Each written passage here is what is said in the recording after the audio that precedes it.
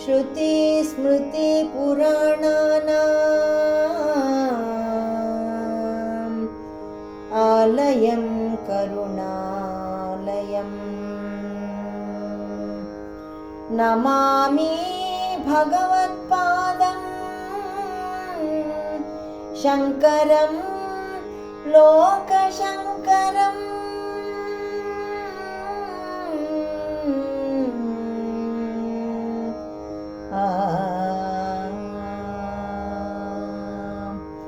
शङ्कारूपेण मच्चित्तं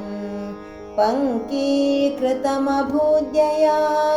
किङ्करीयस्य सा माया शङ्कराचार्यमाश्रये वैशाखमासे पञ्चम्या शुक्लपक्षे शुभेहनी प्रादुर्भूतं परं ज्योतिः शङ्करं प्रणमाम्यहम् शङ्करं शाङ्करं शङ्कानाशकज्ञानसागरं ज्ञानवैराग्यसिद्ध्यर्थं सद्गुरुं प्रणमाम्यहम् शिष्याणां ज्ञानदातारं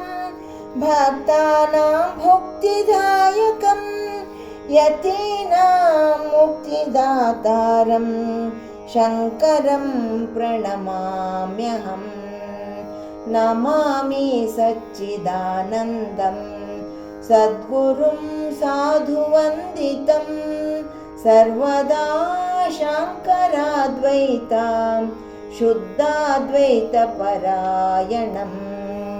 सदाचारा सदाचार्यं सदा रामा सदाश्रितं सर्वदा शास्त्रनिष्ठं तं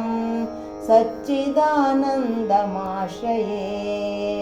अन्वर्थं सच्चिदानन्दं सच्चिदानन्दविग्रहं दक्षिणामूर्तिरूपं तं प्रणमामि प्रियं गुरुं मार्गशीर्षे पक्षे हृष्टम्या शुभवासरे आविर्भूतं परं ज्योतिः